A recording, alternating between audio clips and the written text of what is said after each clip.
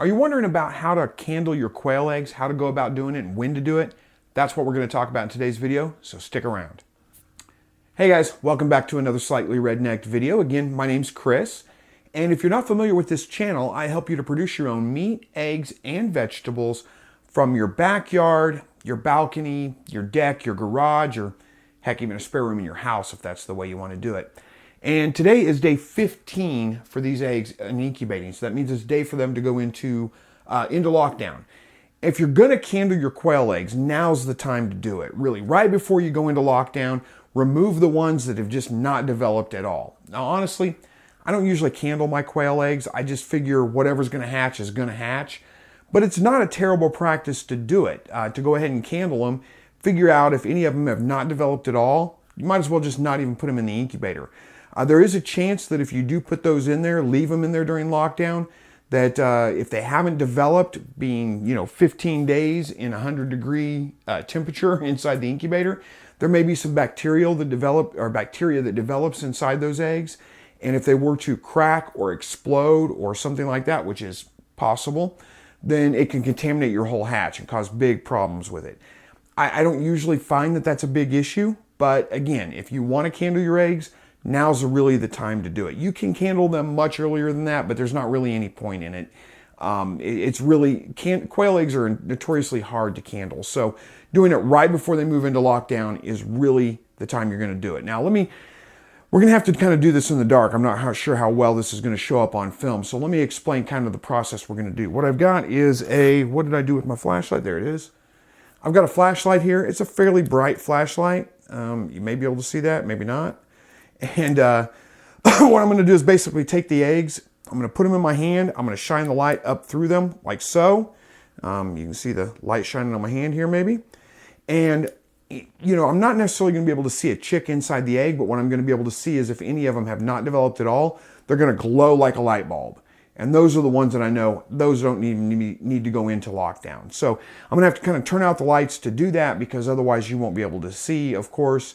And, it may be a little bit hard to see what's going on. So, well, let's get to it. First thing I'm going to do, though, remove the egg turner with the eggs. I'm going to set it here beside the incubator and put some water in the trays down there to get the humidity up a little bit. I'm shooting for about a 65, 70% humidity, which means I'm going to fill up probably 2 of the trays in the bottom. Fill them all the way up to the top, as much water as I can get in them.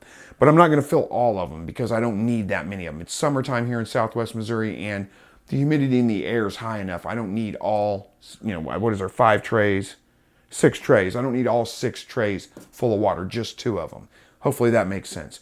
So let me get that all situated, and then we'll get to the actual candling process. All right, so before I get into actually candling, I do want to show you something here. I changed my mind on how I was going to separate these eggs. If you've been watching my videos, I've got 2 different types of eggs I'm going to be hatching out here. I had these little wire baskets worked up I was going to put in here and put the eggs in. And I decided, you know what, why make it harder than it needs to be? I'm dropping things here. So what I've done, let me just get the incubator out here, it'll be easier. So I've just got a piece of cardboard. I've just cut it to size and shoved it down in there, and I'm going to separate them that way. And I think that's going to work out actually much easier, much simpler process. So I'll put one on one side, one on the other side, and that should work. Now, somebody said they were worried about, sorry, I got to keep my back to you just a little bit here. I got to work while I'm talking because I need to be kind of quick here. Somebody said they would be worried about the cardboard soaking up some water. But you know what? That's not really a big concern because it's still going to be humidity in the air in the incubator. It's not that big of a problem if it does happen to soak up some water. So let's see, I've got 1 tray filled up here, I think. Yep, 1 tray filled up. Yep, we'll go with the other one.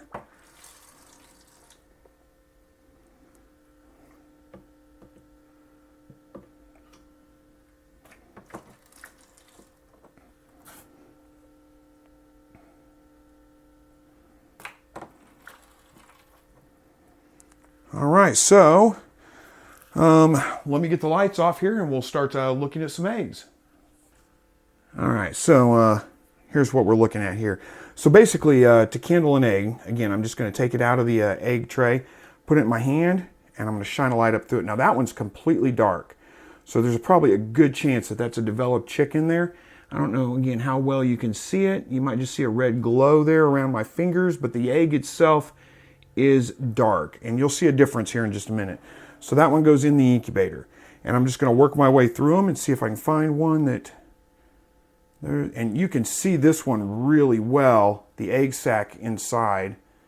I don't know how well that's showing up on camera. But let's see.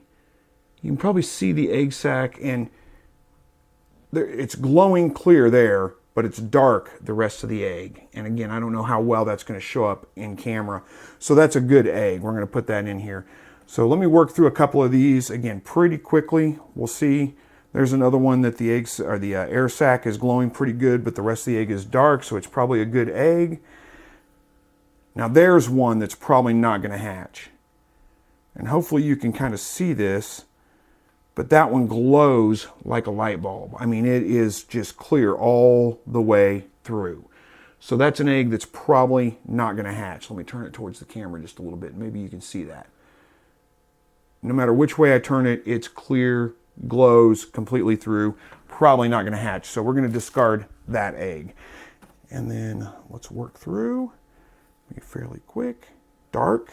It's good.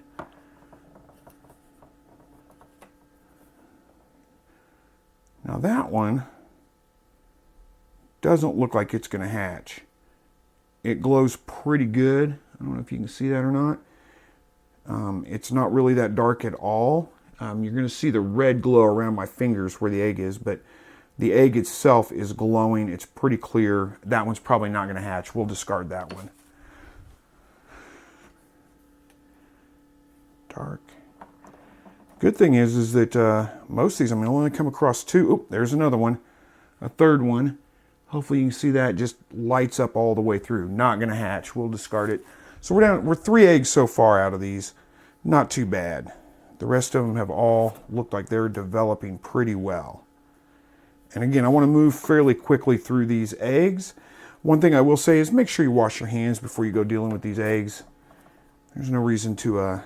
you want to keep your hands as clean as possible.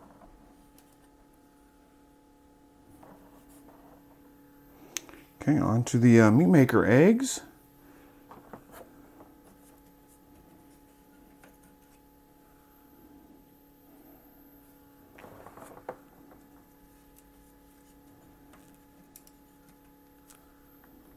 Oh, there's one for sure that's probably not going to hatch. The whole egg glows. I mean, you can see through the whole thing.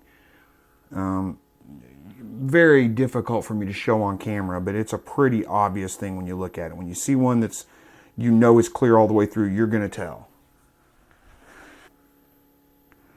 That one's got a pretty big air sac. I don't know how well you can see that.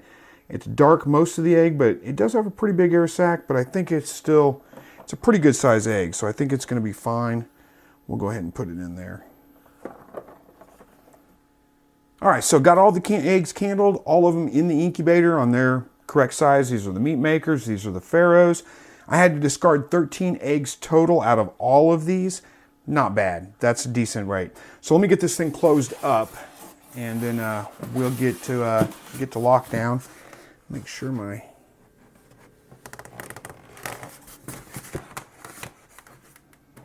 Oh, got the cord in there. There we go.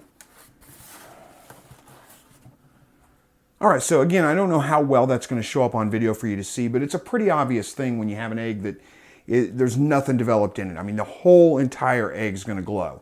And again, if you've got on the fat end of the egg, the rounded end, there's going to be a little bit of an air sac. That's pretty normal. It's going to glow right there.